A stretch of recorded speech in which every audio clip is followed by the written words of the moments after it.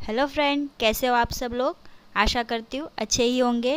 तो class 10 social science chapter number 1 heritage of India part one में हमने देखा इंट्रोडक्शन ऑफ दिस चैप्टर, जिसमें हमने लोकेशन और एरिया की बात करी थी, मीनिंग ऑफ कल्चर देखा था, मीनिंग ऑफ हेरिटेज देखा था। और अब आज की इस वीडियो में हम बात करेंगे natural heritage of India and culture heritage of India in detail. तो चलिए स्टार्ट करते हैं। Natural heritage of India, the result of close relationship between nature, environment and human life is natural heritage. Means हम human life और nature के बीच और environment के बीच क्या रिलेशन है, कैसा रिलेशन है और उसका रिजल्ट क्या है, वही है नेचुरल हेरिटेज। तो अब देखते हैं कि और natural heritage of India is unique and varied, मतलब इंडिया का जो हेरिटेज है नेचुरल, वो कुछ यूनिक ही है और सबसे अलग है। जिसमें क्या क्या इंक्लूड होता है, जिसमें दे रखा है mountain, forest, desert, river, streams, trees, plants, creeper, flower, leaves, insect and varied landscape, wide range of minerals, vegetation, plant and animal। तो ये सारी चीज़ें नेचुरल हेरिटेज के अंदर आती है। फिर आगे का हमें फ्रेंड्स, हमें नेचुरल हेरिटेज क्या कहा गया है, we are the children of nature. So इसकी वजह से नेचर ने हमारे लिए फूड की, वाटर की, फ्रेश एयर, फिर हम जो भी यहाँ पर धरती पर जो भी मतलब लिविंग थिंग्स है, सबके निवास स्थान की नेचर ने हमारे लिए एक ब्यूटीफुल अरेंजमेंट करी है। इसीलिए इन फीडबैक हमें नेचर का क्या करना चाहिए, रिस्पेक्ट करना चाहिए। फिर आगे दे रखा है कि the example of our close relation with nature are stories of Panchatantra and Jataka tales of Buddhist region. मतलब अगर हमको नेचुरल हेरिटेज के साथ हमारा क्या रिलेशन है, इसके बारे में अगर अच्छे से जानना होगा, तो बुद्धिस्ट रिलीजन में जो स्टोरीज दी हुई है पंचतंत्र एंड जातक टेल्स, वो देख के हम समझ सकते हैं कि कैसा हमारा क्लोज रिलेशन है। फिर बात करें तो क्लासिकल एंड फोक म्यूज़िक, मतलब local music and several ragas are based on prahar. फिर Ayurveda, Unani and nature cure are also totally based on nature. मतलब आयुर्वेदा, यूनानी, ये सब भी नेचुरल हेरिटेज का ही एक हिस्सा है। अभी हमने नेचुरल हेरिटेज ऑफ इंडिया में देखा कि कितनी सारी चीज़ें इंक्लूड की गई है, जिसमें से हम landscape, river and vegetation and wild life के बारे में इन डिटेल पढ़ेंगे। तो सबसे पहले देखते हैं point number one landscape. Beautiful landscape are generally form due to different shape of land. तो जो ब्यूटीफुल लैंडस्केप होते हैं वो लैंड के किसी न किसी शेप से बने होते हैं। For example the Himalaya is a landscape. इसमें कहा गया है, इस टॉपिक नंबर 1 में हिमालय का एग्जाम्पल दे रखा है। तो फ्रेंड्स, हिमालय मतलब एक अकेला माउंटेन नहीं है। हिमालय की अगर डेफिनेशन लेनी हो तो Himalaya consist a group of mountain, मतलब बहुत सारे माउंटेन्स इसमें आते हैं। जिसमें अगर हिमालय के बारे में बात करें तो Himalaya consist a 3 parallel range, जिसमें से the greater Himalaya called Himadri range, the middle Himalaya called Himachal range and the lesser Himalaya called Shivalik range. The world highest peak Mountain Everest is also situated in the Greater Himalaya। तो फ्रेंड्स एक कुछ extra था। तो फिर आगे देखते हैं। It is Indo Indians evidently with useful vegetation and minerals. Himalaya से हमें अधिक मात्रा में कुछ यूज़फुल वेजिटेशंस भी मिलती है, कुछ यूज़फुल मिनरल्स भी मिलते हैं जो मिडल हिमालयास के अंदर आते हैं। फिर कहा गया है स्ट्रेंज बर्ड एनिमल्स। फिर mountain peak cover with snow, brimming rivers are the gift of Himalaya. Himalaya में कुछ हमें अनोखे बर्ड्स एंड एनिमल्स भी देखने मिलते हैं। फिर ब्रिमिंग रिवर्स के बारे में बताया गया है, जिससे 12 महीने बहने वाली कुछ नदियाँ भी हमें हिमालय से ही मिलती है। फिर बात करें तेराई फॉरेस्ट के बारे में, तो जो भी हिमालय फॉरेस्ट तेराई, फिर पिलग्रिमेज प्लेस जैसे कि Amarnath, Badrinath, Kedarnath, summit like Nanda Devi are in Himalayas. ये सारे पिलग्रिमेज हिमालय के अंदर ही आते हैं। Since ancient time Himalaya has a greater importance for India. तो शुरुआती से ही हिमालय इंडिया के लिए बहुत ही इम्पोर्टेंट रहा है। फिर सेकेंड पॉइंट दिया हुआ है river. River have been providing natural waste since ancient time. River के बारे में देखा जाए तो एनिशियन टाइम से ही रिवर भी हमें एक नेचुरल ही प्रोवाइड हुई है। Indian culture has flourish on the river bank of the Indus and the Ravi. मतलब इंडियन कल्चर जो फ्लोरिश हुआ है, समृद्ध हुआ है, वो इंडस एंड रवि नदी के किनारे से ही हुआ है। The rivers like Ganga, Yamuna, Saraswati, the Indus, Narmada, Godavari and Krishna etcetera. फिर profoundly influence the people of India. मतलब इन सारी नदियों ने इंडिया के लोगों पर पूरी तरह प्रभाव करा हुआ है, असर करा हुआ है। Rivers are the source of drinking water. अभी हमको तो पता ही है कि हम नदियों का किस किस तरह से यूज़ करते हैं, जिसमें से हो गया ड्रिंकिंग वाटर, डोमेस्टिक यूज़, घरेलू कुछ हमें यूज़ करने हो तो, irrigation, electricity, waterway etcetera etcetera. Beside this man was dependent on river. मतलब कहीं ना कहीं वे से मैन रिवर पे ही डिपेंड होता है, जैसे कि क्ले यूटेंसिल्स बनाना इंडस्ट्रीज़ में, प्लास्टरिंग वगैरह, building of houses etcetera. River water has made human life beautiful and prosperous. River की वजह से ह्यूमन लाइफ एक ब्यूटीफुली क्रिएट करती है एंड प्रॉस्परस बनाती है। Landscapes seen at dawn and dusk are very fascinating on the side of river. मतलब river के आजू बाजू जो सीन्स होते हैं, लैंडस्केप, वो उसकी वजह से जो कुछ धुंधले दिखाई देते हैं, जो किसके लिए अट्रैक्टिव होते हैं, आर्टिस्ट लोगों के लिए, जो उनकी कलात्मक सेंस को और भी डेवलप करते, उनकी लाइफ को और इनरिच बनाते। फिर थर्ड पॉइंट में दिया हुआ है vegetation. People of India are environment lovers since ancient time. India के जो लोग हैं वो एनिशियंट टाइम से एनवायरमेंट लवर भी रह चुके और टिल अभी भी है। Its proof is that love and affection toward flowers and shrubs and plants. Means इंसान का फ्लावर्स, झाड़ियाँ, प्लांट्स के प्रति जो लव एंड अफेक्शन होता है, उसी बात से हम प्रूफ करते हैं कि एनिशियन टाइम से इंडिया के लोग एनवायरनमेंट के प्रति भी लविंग रहे हैं। Humans, animals, birds etcetera also are dependent on trees for their food. मतलब ह्यूमंस के साथ साथ एनिमल्स, बर्ड्स भी कहीं ना कहीं से ट्रीज़ पर डिपेंड होते हैं उनके फूड के लिए, जिसमें से banyan, peepal tree and basils are worship in India. जिसमें से इन 3 ट्रीज़ की ये 3 ट्रीज़ पूजित माने जाते हैं इंडिया में। Cereals, pulses, oil seeds, plants, green field, prosperous herb pack, forest and medicinal plant have ultra enrich our life from ancient time.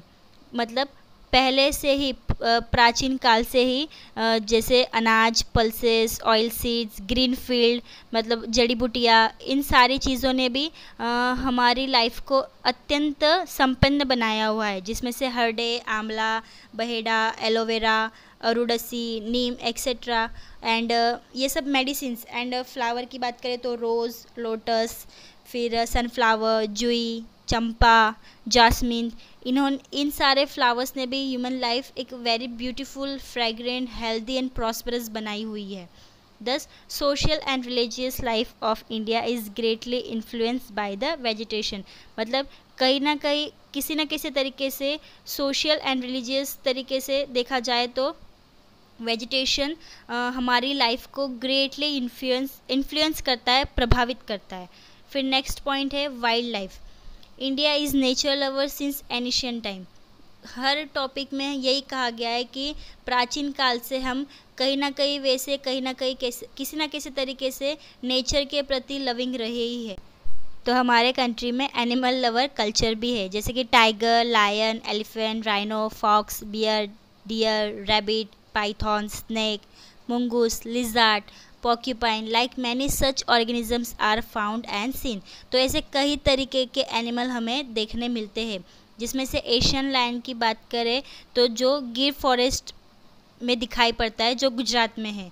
फिर हमारा रिलीजियस गॉड गॉडेस मतलब जिनके वेहिकल स्वरूप कुछ वाइल्ड एनिमल्स है, tiger, peacock, alligators, eagle etcetera, उनको भी मतलब उनमें भी बिलीफ रखते हैं, विश्वास रखते हैं। फिर our national currency is highly value by having figure of 4 lion, horse and bull. मतलब नेशनल करेंसी पर देखें तो हमें 4 लायन, हॉर्स एंड बुल देखने मिलते हैं। और इसी वाइल्ड लाइफ के रिजर्वेशन के लिए, प्रोटेक्शन के लिए कुछ लॉज भी बनाए गए हैं। अब तक हमने देखा नेचुरल हेरिटेज ऑफ इंडिया। अब बात करते हैं कल्चर हेरिटेज ऑफ इंडिया की। India has gifted to the world a diverse and rich heritage. मतलब कल्चर हेरिटेज की बात करें तो वो भी कुछ बहुत ही रिच माना जाता है। Culture heritage is a man made heritage, मतलब मैन द्वारा बनाया गया heritage means culture heritage. whatever is received or created by human with his tact, wisdom, art and skill is called culture heritage। मतलब इंसान ने उसके बुद्धिमत्ता से, उसकी युक्ति से, उसकी अक्लमंदी से, उसकी कला से, उसकी स्किल से जो बनाया वो है culture heritage. Starting from Aryans, cushion, हंस, पर्शियंस, तुर्क, Arabs, Mughal, Britishers, French etcetera. फिर इन सारी जनजाति के आने से क्या क्या कल्चर में चेंजेस हुए, उनकी कास्ट, उनकी ट्राइब्स, कैसे कैसे कल्चर हमारे इंडिया में आए, जिसकी वजह से हमें काफ़ी सारे कल्चर्स का नॉलेज मिला और इसकी वजह से हमारा इंडियन कल्चर और भी रिच बनता चला गया। The art of architecture and sculpture are 5000 year old. मतलब जो भी शिल्प कला है, मूर्ति कला है, वो हमारी इंडिया की 5000 पुराने साल की है। जिसमें से अगर हमें जिसका एविडेंस देखना हो तो इंडस वैली सिविलाइजेशन का एविडेंस हमारे पास है, जिससे हमको पता चलता है कि ये कितना पुराना है। फिर और भी जैसे देवी देवताओं के जो फ़ोटोज़ है, फिर कुछ इंसानों के, कुछ एनिमल्स के, फिर कुछ सेवल खिलौनेज़, फिर बियर्ड मैन का एक स्कल्पचर बनाया हुआ है, फिर स्टैचू ऑफ डांसर। इन सारे चीज़ों को हमें देखकर हमें पता चलता है कि हमारा कल्चर हेरिटेज कितना पुराना है और वो अभी भी सम्मान करने योग्य है। और हमें कुछ अगर एग्जाम्पल लेने हो कल्चर के जिससे हम प्राउड फील हो, तो बात करते हैं तो मयूरन इरा लोटस की, जिसमें बुलक एंड लायन की जो उल्टे फिगर दिए हुए हैं उससे, फिर गौतम बुद्ध की जो मेडिटेशन पोज में जो स्टैचू है उससे, फिर जैन तीर्थनाकर्स में एक कालखंड है उससे, और जो एलोरा की केव्स है राष्ट्रकूटा डायनेस्टी में बनी हुई, इन सारे हेरिटेज को देखकर हमें बहुत ही feel proud and glad feel होता है, जिससे हम हमारे कल्चर हेरिटेज की हमारे मन में और भी रिस्पेक्ट बढ़ जाती है। साथ ही साथ इंडियन कल्चर हेरिटेज में places, buildings, sculptures, stupa, viharas, chaityas, temple, mosque, tombs, forts and gates का भी समावेश होता है। Even historical places like Sabarmati Ashram, Dandi, Bardoli, Wardha, फिर दिल्ली जैसे चीज़ें भी हमारे इंडियन कल्चर हेरिटेज में ही आती।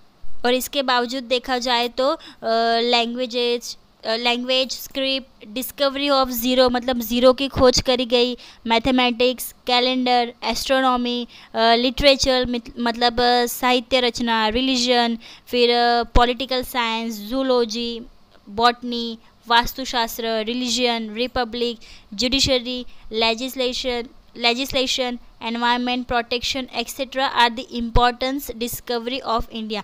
मतलब इन सारी चीज़ों की खोज हमारे इंडिया ने ही करी है।